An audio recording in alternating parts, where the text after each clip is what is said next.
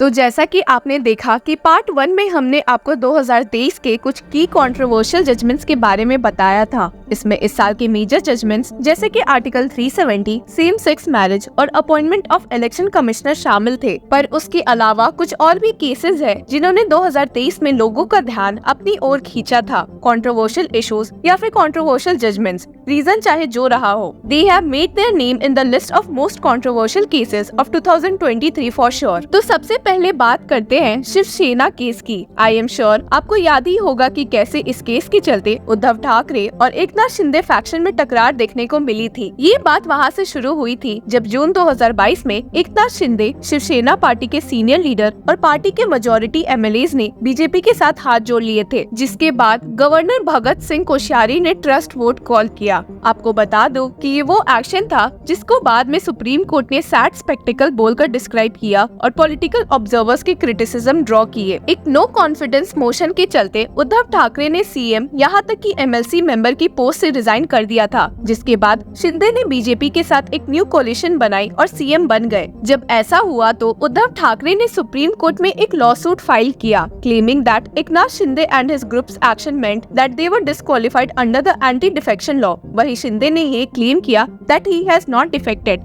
But rather represents the true Shiv Sena party. आपकी जानकारी के लिए बता दूं कि दो ग्रुप्स के बीच ये लड़ाई काफी ज्यादा हाईलाइटेड रही थी, पर 11 मई को सुप्रीम कोर्ट के 5 जज bench headed by chief justice of India DY Chandrachud and comprised of justices MR Shah, Krishna Murari, Hima Kohli and PS Narasimha ने इस लड़ाई को शांत कर दिया by delivering its verdict on the case. Bench ने माना कि governor's decision of ordering a floor test to gauge the support to then chief minister Uddhav Thackeray was illegal. इसकी रीजनिंग में उन्होंने कहा था कि गवर्नर के पास कोई भी ऑब्जेक्टिव मटेरियल नहीं था ऐसा करने के लिए। It said in the present case the governor did not have any objective material to indicate the government had lost confidence, so his exercise was not legal. 5 जज बेंच ने कहा था कि फ्लोर टेस्ट इलीगल था, पर ठाकरे का resignation reverse नहीं किया जा सकता क्योंकि वो वॉलंटरी था। साथ ही स्पीकर डिस्क्वालिफिकेशन पिटिशन डिसाइड कर सकता है या नहीं, ये क्वेश्चन सुप्रीम कोर्ट ने 7 जज बेंच को रिफर कर दिया था। हालांकि कोर्ट के स्पीकर को रीजनेबल टाइम में इन पिटिशंस पर डिसाइड करने के आदेश देने के बाद भी अभी तक कोई फैसला नहीं लिया गया है। On being alerted to this delay by the Thackeray faction, the Supreme Court first granted the speaker time till 31 December 2023, then extended it to 10 January 2024।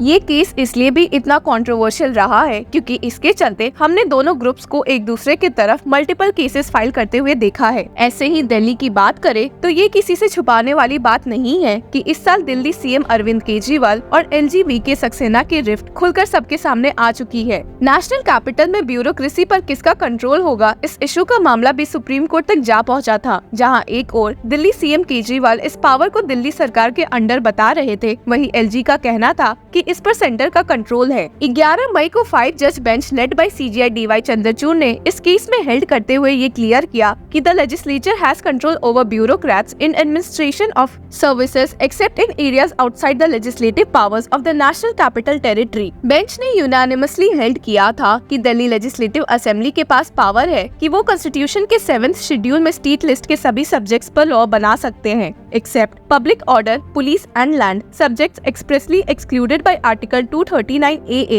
of the Constitution. Supreme Court held if the government is not able to control and hold to account the officers posted in its service, then its responsibility towards the legislature as well as the public is diluted. इस judgement ने principle of federalism को upheld किया, ये कहते हुए कि Article 239AA must be interpreted to further the principle of representative democracy. पर सबसे शॉकिंग बात ये हुई कि इस जजमेंट के एक हफ्ते बाद ही प्रेसिडेंट ने एक ऑर्डिनेंस प्रोमुलगेट किया जो सर्विसेज पर पावर्स को वापस यूनियन गवर्नमेंट के पास भेज देता है। आपको बता दूं कि this ordinance created a national capital service authority which was vested with the power to recommend the transfers and postings of certain high ranking civil servants. अगस्त में ऑर्डिनेंस को रिप्लेस करते हुए एक अमेंडमेंट एक्ट पार्लियामेंट द्वारा पास किया गया। The national capital territory of Delhi amendment act 2023 restored the Delhi legislative assembly's power to make laws with respect to services, और इस तरह the provision creating the national capital service authority was retained. इसके बाद भी सीएम और एलजी की legal tussle यहाँ रुकी नहीं और किसी न किसी इशू या पॉलिटिकल डिसीजन पर कॉन्फ्लिक्ट को लेकर उन्हें सुप्रीम कोर्ट में देखा गया है और अंत में नतीजा ये हुआ कि सुप्रीम कोर्ट ने एक केस में हार कर ये कह दिया कि दिल्ली की हर लड़ाई सुप्रीम कोर्ट ही क्यों सॉल्व करे, इसके लिए उन्हें हाई कोर्ट अप्रोच करना चाहिए। Delhi commission of protection of child rights की एक complaint petition over the alleged freezing of its funds by the union government पर प्रिसाइड करते हुए सीजीआई ने रिमार्क किया था, what is happening is that in every dispute all and sundry involving LG is coming here. We have entertained some dealing with broader constitutional issues, now this must go to the high court. इसके अलावा अगर बात करें तो Congress leader Rahul Gandhi के लिए भी ये साल कंट्रोवर्सी से भरा हुआ था, जैसे कि उन पर चल रहा डिफेमेशन केस। आपको याद ही होगा कि कैसे राहुल गांधी द्वारा एक पॉलिटिकल रैली के दौरान पीएम मोदी पर दिए गए उनके एक statement that all Modis are thief ने उन पर कितनी मुसीबतें खड़े कर दिए थे। सूरत कोर्ट ने राहुल गांधी को इस केस में कन्विक्ट करते हुए 2 साल की सजा सुनाई थी, जिसके बाद उन्हें पार्लियामेंट से भी सस्पेंड कर दिया गया था। हाई कोर्ट से भी कोई रिलीफ नहीं मिलने के बाद जब वो सुप्रीम कोर्ट तक पहुँचे तो bench of justice BR Gavai, PS Narasimha and PV Sanjay Kumar ने नोट किया, Gandhi's remarks were no doubt in bad taste and he should have been more careful while making the public speech. Supreme court ने conviction को stay करते हुए observe किया that the consequences of being disqualified as a result of the conviction would not only affect the right of the appellant to continue in public life but also affect the right of the electorate who have elected him to represent their constituency. जिसके बाद उन्हें वापस से parliament में देखा गया as a MP from Wayanad, Kerala. 2023 में ऐसे कई कंट्रोवर्शियल केसेस से घिरे रहने के बाद उनका 2024 कैसा जाएगा ये तो देखने वाली बात होगी, और वो भी तब जब 2024 के जनरल इलेक्शंस भी आने ही वाले हैं और कई पॉलिटिकल कैंपेन्स और रैलीज देखने को मिल रहे हैं। सीबीआई और ईडी पर चलते लगातार क्रिटिसिज्म से तो हम सभी वाकिफ ही है, तो 2023 में इसकी एक झलक सीबीआई और ईडी डायरेक्टर्स के टेन्योर एक्सटेंशंस में भी देखने को मिली थी। नवंबर 2021 में प्रेसिडेंट ने 2 ऑर्डिनेंस को पास किया था which allowed the union to grant extensions to the tenures of directors of central bureau of investigation and the enforcement directorate in public interest. ये ordinance incumbent ED director Sanjay Kumar Mishra के tenure खत्म होने के 3 दिन पहले पास किया गया। सुनवाई करते हुए सुप्रीम कोर्ट ने कहा कि Common Cause versus Union of India में हेल्ड किया गया था that tenures could be extended only in rare and exceptional cases, और कहा कि कोई भी फर्दर एक्सटेंशन अब मिश्रा को ग्रांट नहीं किया जाएगा whose tenure had then been extended by a year beyond the fixed 2-year term। आपको बता दो कि पिटिशनर ने क्लेम किया था कि ऐसे एक्सटेंशंस एग्जीक्यूटिव से इन्वेस्टिगेटिव एजेंसीज की इंडिपेंडेंस को इंटरफेयर करेगा, पर यूनियन ने कहा था that could use tenure extensions as incentives for the heads of these investigative agencies to take union friendly actions.